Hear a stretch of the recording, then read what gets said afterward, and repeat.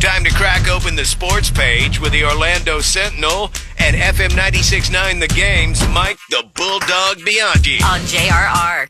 Bulldog Sports page brought to you by Kaufman and Lind Injury Attorneys.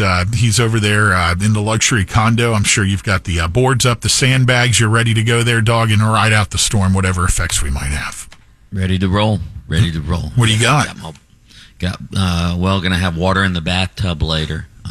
You always want to fill your bathtub with water during a storm. I remember that. So you have potable water or potable water after, right? That's right.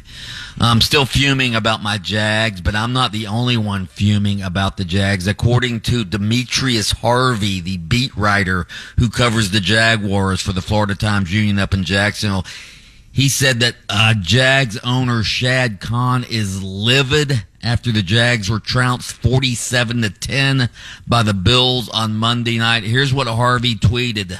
Quote, someone close to Jaguars owner Shad Khan says, this is angrier than I have ever seen Shad. He is usually a reserved, kind gentleman. Not now. Not now. So I don't know what's going to happen with the Jaguars. That was the sixth worst loss in franchise history. Doug Peterson held a Zoom news conference with the media yesterday. The first question was about whether he has the support of ownership. And he said, yep. He essentially said, yeah, I've got the support of ownership, but we shall see. Jags have the Texans this week on the road. That could be another big loss for them. I don't know that Doug Peterson's going to last the season. So we shall see. Here's a poll question for you. All right. Whose seat is hotter right now? Billy Napier's or Doug Peterson's? Anyone? Probably Bueller? Billy Napier. I'd say Napier because it's Gator fans have pretty much come to a foregone conclusion, which I personally don't think is fair yet. Right. So we shall see. Hey, how the about Dolphin?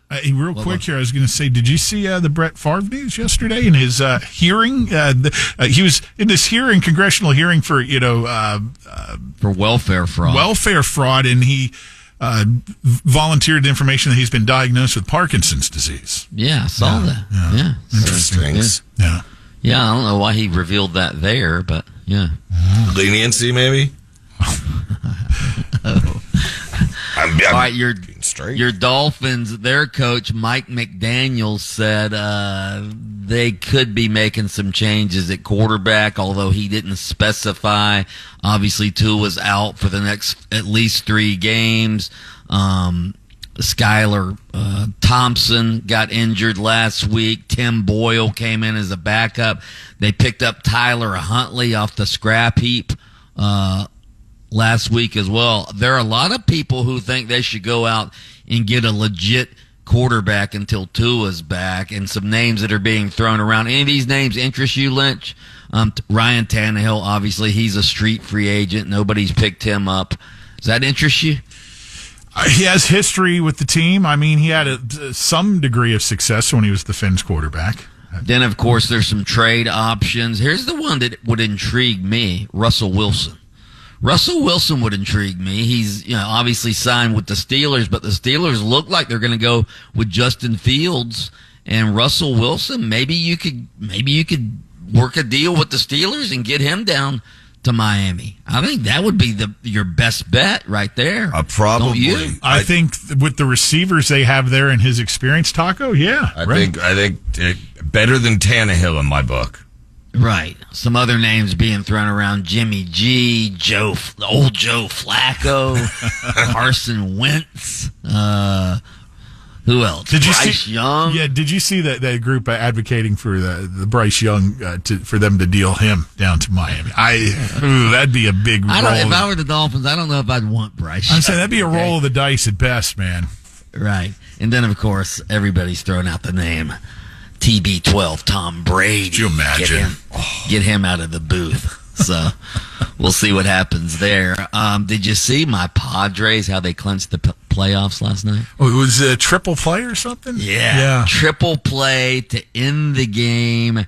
They clinched the playoffs. They beat the Dodgers. My Pods are in after missing the playoffs last year. So baseball season getting ready to come to an end. The Orioles also clinched a playoff spot yesterday, as did the cheating Houston Astros. So I believe the playoffs start not this weekend, but next weekend. Aren't they Monday? The wild card games start Monday. Are they Monday? I think perhaps. Well, there's like 4 or 5 games. Yeah, I guess they could be. There's 4 or 5 games left. I guess they could start. One thing I'll promise you, I couldn't tell you. You haven't even brought up baseball since the whole White Sox, losing numbers story a few weeks ago. Good Lord. By the way, the big meathead Dan Campbell, did you see how his address got leaked out? Yeah, I'm going to have more on that coming up in Idiotology. We talked about it last week, and the family actually moved. Now there's a new element to that story, and it's just like, you go, are you kidding me? Bunch of dicks. I'm sorry. Yeah. That's taking it too far. Crazy. Totally agree. Absolutely. Totally agree. Crazy. Oklahoma, the University of Oklahoma, their coach Brent Venables, they're undergoing quarterback turmoil in Oklahoma, and Brent Venables being questioned now. Why did you let Dillon Gabriel get away last year? Dillon Gabriel had quarterbacked the Sooners for 2 years, and then he left to go to Oregon. Of course, he started his career at UCF. And Brent Venables was like, what do you want me to do? I can't keep the guy here. I can't make him stay. I mean, they're blaming the coach of Oklahoma because Dillon Gabriel chose to go into the portal and make even more NIL money at Oregon. How's that Brent Venables' fault? Huh? Exactly. I mean, it's unbelievable college football now. Like I'll guarantee you Dillon Gabriel. Okay, so he left UCF to go to Oklahoma. Then he left Oklahoma to go to Oregon. I'll guarantee you he's made probably $5 to $7 million in NIL money. I'd love to see if he could somehow get a campaign or solicit for another year of eligibility and then transfer out to Hawaii and just complete I don't know if Hawaii would give him the NIL money that he needs. In fact, he was going to go pro after last season, but I guess he didn't. His draft grades weren't very good, so he figured he could make more money by going to Oregon for a year than he would by possibly getting drafted in a low round in the NFL. So, all right. Spend a little of that Phil Knight money out at Oregon. Right. All right, Mike the Bulldog Bianchi, host of Open Mic on AM 740 and FM 96.9 The Game. If you want to chat more with him, he's on adjacent to us. He takes time out of his busy show to join us here for the sports page on JR each morning, brought to you by Kaufman and Lind. Listen to Under Oath with attorney Jeff Coppin every Saturday morning, 7:30 a.m. You can catch it at FM 96.9 The Game. You can get extended versions by searching your favorite streaming platform.